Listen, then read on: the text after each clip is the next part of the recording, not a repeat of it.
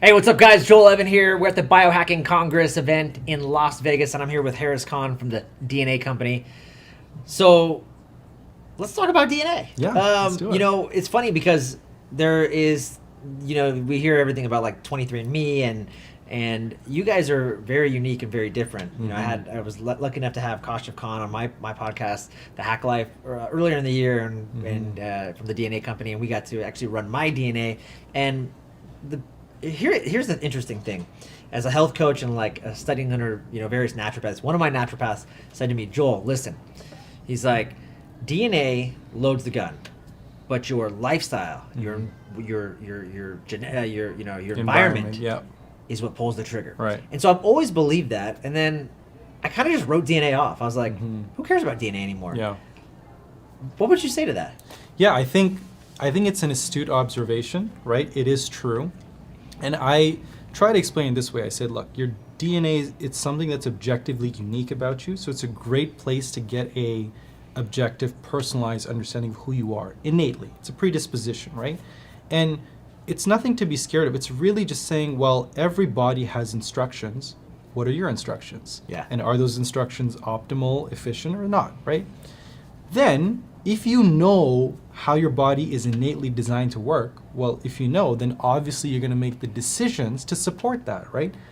You wouldn't want to find out that, you've heard about the great benefits of the ketogenic diet, so you're on the ketogenic diet, then you find out, well, hold on a second, my genetics don't suggest that I'll do well in the ketogenic diet, and maybe that's why I don't feel good on the ketogenic diet, right?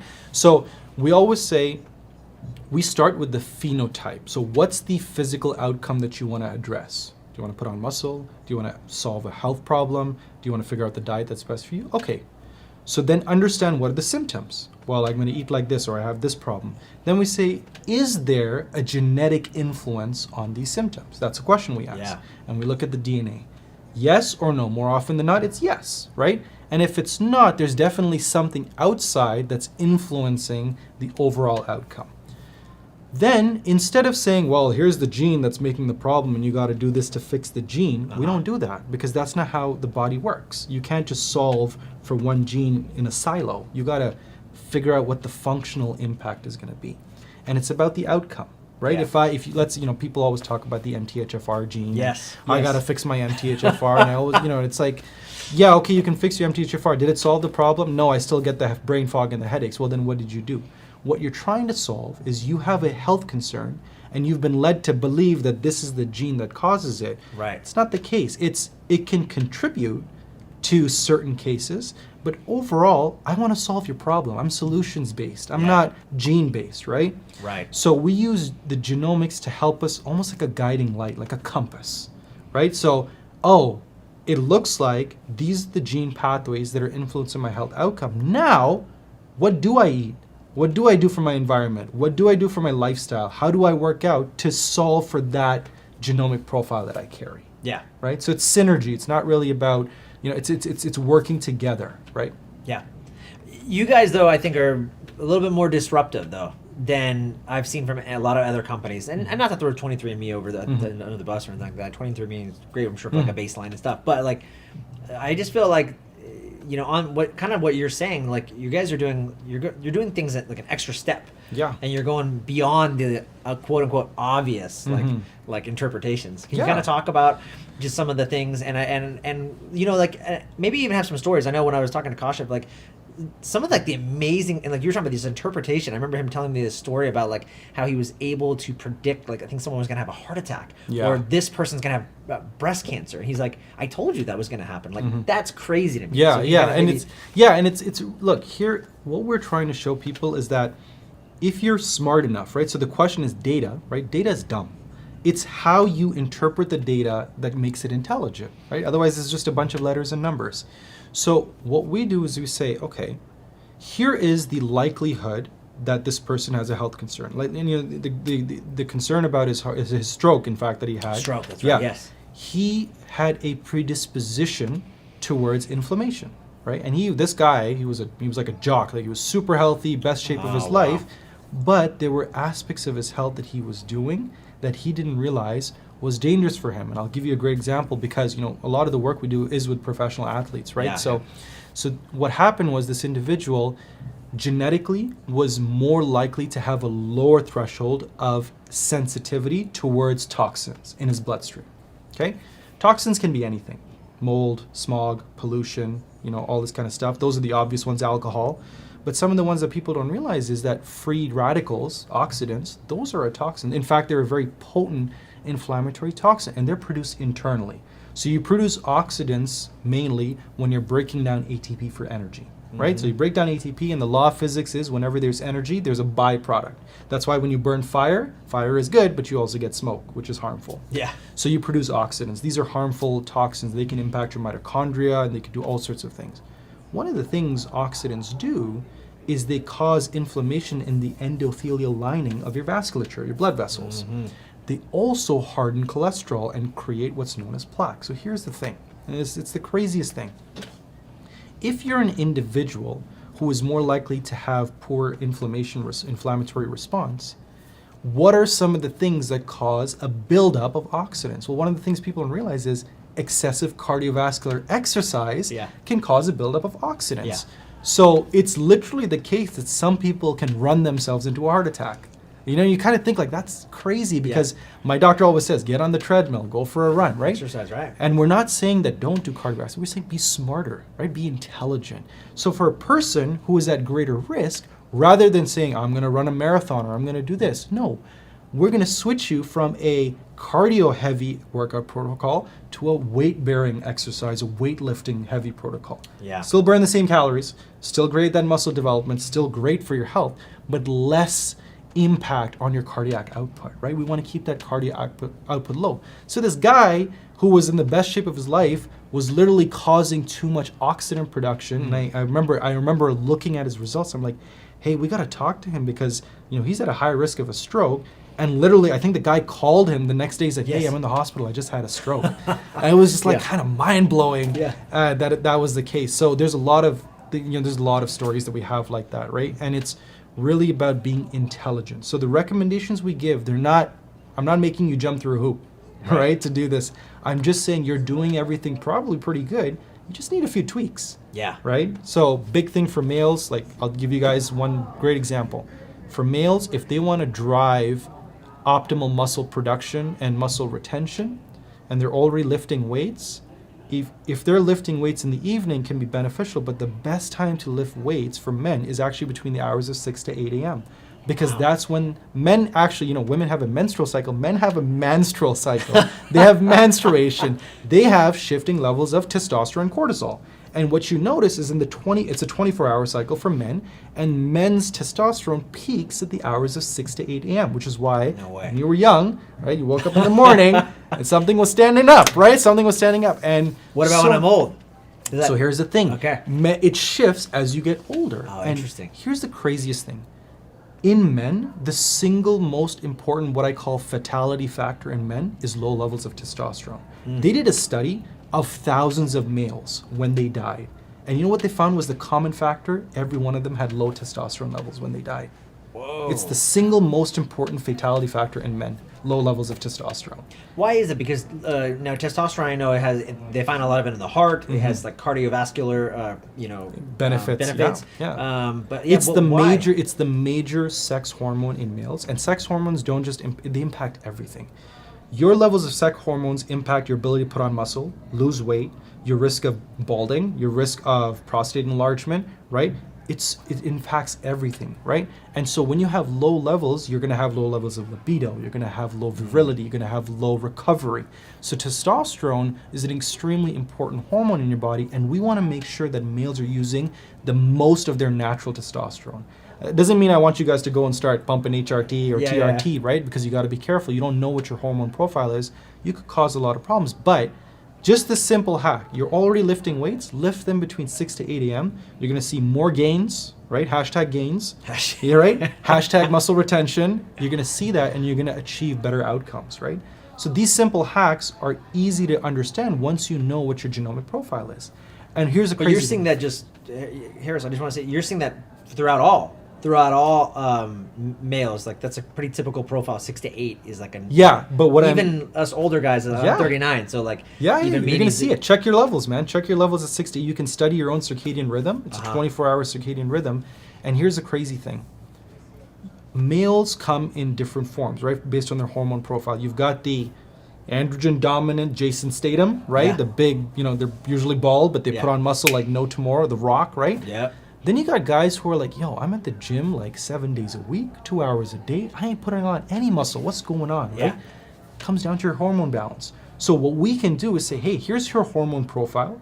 Maybe you're estrogen dominant, right? Like me, I don't produce enough androgens or hormones, and even if I do, I don't bind them. What do I have to do? Number one, I am up at 6 a.m., 8 a.m., and I'm doing heavier weights, less reps, because I need to generate testosterone production, right? So, and here's the other thing. I'm never going to look like Jason Statham. I'm never going to get the cut look because I don't produce enough androgens. But that's okay because I'm going to put on muscle. And strength is not the same as aesthetics. Yeah. You don't really care. Hey, man, if you can deadlift 400 pounds, who cares what you look like? You got strength, right? So we always help athletes, males and females, structure their protocol based on their hormone profile, and they see the impact instantly. I mean, we work with professional athletes. We did it at that level, where even 1 second or 0.1 second improvement is like gold medal versus silver medal, right? 100%. So if we could do it there, we can do it for anyone, right? So Yeah. that's the key, right? You can do it. You can start today, and you can see those changes immediately. Okay, that's huge. And one of the things I was thinking about as you were talking though, and obviously these are different. Now I remember hearing that muscle tone is greater in the evening typically, like your body's just normal like muscle tone between, I think I want to say like between 2 and 5, let's say. But now that's obviously different than your ability to produce testosterone. Yeah. So you might be stronger in the evening, but you're saying just when we're looking at just testosterone, it's 6 to 8 a.m. Well, actually, you get another bump between the hours of 5 to 7 p.m. for males. So Interesting. it's not as high as at 6 to 8 a.m. And remember, muscle tone and water retention is lower during the end of the day because you've absorbed most of your water. And if you're not drinking enough, right? Why do you think people put on those bags and they go sweat out the water so they can get that cut look, right? Yeah. It's that water retention. So, but what we're saying is we want to make sure as a male, you have healthy testosterone levels throughout your life for as long as possible. For females, it's the exact opposite. We want to make sure you have healthy estrogen and androgen levels, right? And here's the thing. Females should not be performing the same workout all 30 days of their monthly cycle, right? There's aspects of their monthly cycle where they need to focus on power and putting on that weight. Then there's aspects of their monthly cycle where they need to take it easy because they're at greater risk of injury. And then there's aspects where you need to maintain, right? So this kind of personalization can only happen once you understand what your genomic profile predisposes you to. Yeah. Right? So that's what we want to help people understand. Yeah, very cool. All right, and you just mentioned athletes. So, and I know you guys are doing a lot with that. So, tell me more. Like, what else is exciting that you guys are seeing with just some of the professional athletes that you're doing, and just some of the results and that you're getting? Yeah. So, I mean, I mentioned it earlier in my talk. Look, athletes, their biggest thing is, they have that healthy competition, right? And then more often than not, they're competing with themselves. They're always like, I need to be, number one, and pushing themselves. So if we can help them personalize their approach and help improvement in rest, recovery, optimization, performing at the right time, it's amazing for them. One of the things we do that's different than just telling them, well, you need to work out like this and stuff, is we're looking at their cognitive profile. How are they mentally managing their thing, right? So, it's so funny. One of the people that I work very close with is Dr. Andy Walsh, who used to be the head of Red Bull High Performance Institute, and he's since moved on, and he works with Navy SEALs and SWAT and all these kind of crazy people. He's just such an incredible thinker, but he said something that was so profound. He said, the difference between an Olympic gold medalist and everyone else isn't necessarily that they're better, right? Because when you're competing in the Olympics, you're already there with the cream of the crop. You're talking about thousands of people tried to get in, and that's the 5 that made it, right? Yep. You're all elite. Yep. The difference at that level is Olympic gold medalists are simply people who know how to do what they've been doing for 4 years normally in a crazy environment. Let me give you a little bit more detail on that. Yeah. Imagine that You're about to perform. You've been doing the same thing for 4 years, right? Every day, wake up, eat, drink, do what you need to do. Yep. You get to your event and you get a call right before you're going to perform. And mom says, honey, I can't get in. I'm not going to be able to see you perform. The bus broke down. They won't let me in. I don't have my ticket. It's going to affect your mental capacity. You're like, Right. shoot, mom's not going to watch me, right? That split second change is going to impact that person's performance. So what we teach athletes is look at your genetic predisposition, because some athletes are more likely to be affected by that than others. Yeah. Right? So if I can help you as an athlete understand, or even as a person, that, hey, you're more likely to respond poorly to stress. You're more likely to perform outstanding if you're invested in what you're doing. You're more likely to have risks of addiction and depressive tendencies. All of a sudden, I'm addressing the cognitive potential of this person, which nobody does. Like, nobody says, Yeah. let's talk about mental health for an athlete, because they're always expected to perform. But they're humans, just like us. Yeah. Right? They're just like us. They just do some things better than us, but they're like us, and they're also impacted by these things. So we teach athletes how to address their mood and behavioral profile, and I think it's really powerful for them. And we've seen improvement in, you're talking about, I've worked with, champion Ironman champions. I've worked with elite NHL players, the top of the top, and these changes in their cognitive potential was like, they were like, I cannot believe that all I had to do was, in one case, I did this meditation program, and it's brought so much change in my life because I can manage the stresses of being an athlete better now. And they've seen that performance potential improve. Yeah, that's huge, because I always think about, I don't know if you know Tony Blauer, he talks a lot about fear and fear management, and he said the same thing, like, and I think about it, like, yeah, the people that are at the top of their game, like, they're all like equal in a sense. You're all Olympians. Yeah. But now who's gonna hit the stands? To me it's all up here. It's just all the mental game. I find that fascinating too, that you guys are taking a crack at that. You think, oh, DNA company, yeah, let's talk about genetics, testosterone, speed, strength, endurance. But you're like, yeah, we do that too. But let's look at this, the cognitive stuff, and it makes so much sense. And how, you can improve an athlete's performance. If you look at all of the the GOATs, yes, greatest of all time, what's similar? Yeah, they're at the peak of their profession, but look at Ronaldo, right? Cristiano Ronaldo, 38 years old almost now. Yep. It's that mentality. Look at Kobe Bryant, rest in peace. Yep. Mamba mentality, right? LeBron James, Michael Jordan, they had the mentality. For them, they were able to compartmentalize what it meant to be the best. Yeah. And that's what puts them apart from the rest. It's not, they're performers, but hey, everyone's a performer, right? Everyone in the NBA plays incredible. Yeah. It's that mentality that, that I don't crumble under pressure. I don't crack under pressure. Yeah. You'll see it across any sport, any time in history. The GOATs, it was the mentality that set them apart. So we help athletes develop that mentality. That's amazing. Other than just like you said, a meditation program, what else would be like for someone who you can see like cognitively, you're going to need extra support? Yeah. That would be me, by the way. I know for sure, because I'm a head case. So would you, for some people, you'd say, Joel, you need neurofeedback, or we got brain tap out there, or like, what are some other things, modalities that you're seeing, and that then they go and perform other than like meditation, they're seeing even better results, right? Yeah, I mean, look, it's going to be unique to every person. And honestly, it's not something crazy. It doesn't have to be crazy technology. All these incredible technologies, they work. But hey, for some people, maybe it's like, look, man, I just need you to go sit on a beach for a week. Like decompress for a week. That's me right there. Yeah, and come back great, right? So the meditation is great. Interesting. But it's about, you got to find out what makes that person happy or calm. Or can they even achieve calm, right? What's your happy place? Well, my happy place is sitting on a beach, or maybe my happy place is, and here's the crazy thing. We talk about, you listen to all these things, there's haptic feedback, audio feedback. If I know a person is happiest when they're doing downscale, like, snowboarding on the black version, the diamond version of their thing, that's their happy place. I'm going to build a program that gets them to that happy place. So maybe the way they calm down is before they do something that's stressful for them, they put on the earphones and they listen to the sounds of going down the ski hill, because that takes them back to their happy place. And it can be as effective as that. Something as simple and personalized as, what's your happy place? How do we get you there, right? Other times it's, well, Joel, it looks like you need to structure. You've got something anxiety-inducing coming up. the way to deal with that anxiety is to structure something that you enjoy, or you find pleasurable, before and after. Okay. Right? I got to pay the bills this month. Before they pay the bills, I'm going to go see my wife, or I'm going to see my partner. And after I pay the bills, I'm going to plan my vacation. So this way, you've helped reduce this burden, this mountain. You've kind of made it shorter because you've planned things that can bring you happiness before and after. So it's about risk mitigation, right? What's your risk and how do we mitigate it? So the solutions, the modalities, the therapies, and the treatments are as unique as the individual. But that's the beauty of genetics, is you can get down to that personal, unique level and structure something that works for them. Yeah. Okay, that's really neat.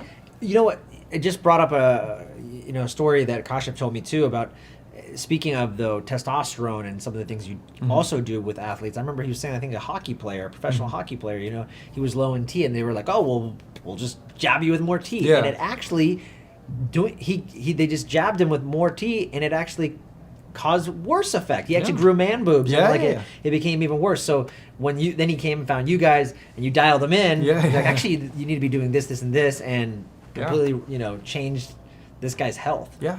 So it's not always as simple. That's why I always say, it's you have to understand the root cause and understand that things don't work in like little silos independent of each other. Everything's got to work together. So before you make a decision about your health, be intelligent, right? And knowledge is power, and it's also compliance. Like the problem with conventional healthcare is you go into your doctor, you say, doctor, I've got a headache. He says, take Advil for 6 weeks and you'll be fine. Like, okay, I'll do it, but I don't really know why. Like, I want to know what's going on, right? Yeah, why am I getting the headache? Why am I getting the headache? Yeah. So if I say, hey, listen, you've got a hyperimmune profile, your inflammatory response is poor, and it's because of your poor methylation. So in order to treat the methylation, I want you to do certain things. I want you to do X, Y, and Z. Because I've explained to you the root cause of your pain, now you're like, this is why I'm doing what I'm doing. And now that I know why I'm doing it, I'm going to do it, right? I'm going to be a lot more compliant. Yeah. So similarly with this guy, he thought that he had low levels of T and he needed to take more T. It's not that. He was making good testosterone, but he was converting a lot of it into estrogen. Yeah. Because hormones work in a cascade. So if you're going to give a person who's already converting their testosterone to estrogen more testosterone, you're going to produce more estrogen. We got to block the estrogen production, and you can use your natural testosterone. No T needed. Yeah. All we did was introduce some supplements that help slow down the conversion, and all of a sudden his natural T levels were back up, right? So it's sometimes it's as simple as that, sometimes a little bit more complex, but the point is it's valuable information that you're going to use for the rest of your life. Yeah. Right? So on that note of supplements too, are you guys still creating? So like in that case, are people getting like customized supplements and profiles based on their genetic needs and what you guys are? Uncovering? Yeah. See, look, our view and our approach to supplements has always been like, you got to be intelligent. Okay, it's not going to be helpful if you're just taking 17, 18, 19 pills that are like you don't even know. I got to take some antioxidant. I got to take some of this. I got to take some of this. Right. So we've developed formulations that are targeted, very specific, and they're built on analysis of 10,000 plus genomic samples. So we said, what are the systems, root cause systems that we want to address? Mitochondrial support, detox support, sleep support, hormone support. And then we created them based on profiles. So you can get, if you're a male who is estrogen dominant, we have a male hormone estrogen support formula. And that contains ingredients that they're designed to help modulate and restrict the conversion of testosterone into estrogen. Similarly, if you're an androgen dominant female, you're not producing enough estrogens, we have a formulation for that. So our formulations are intelligently designed, and we are very hyper specific about how to take them, when to take them, when not to take them, right? People don't realize that if you're taking something to balance your hormones as a female, you shouldn't take that 30 days in a month because your estrogen levels are fluctuating. So why would you take the same dose to manage your estrogens if your estrogen levels aren't the same? Same with men, right? So these are the things that people don't realize, and they're just popping pills every day, and we help them understand how you can be intelligent in your supplementation. Wow. Okay. Very cool. We're down to like 5 minutes or so. Okay. Since we have to wrap up, and time is of the essence. Anything that I didn't ask you that you wish I had?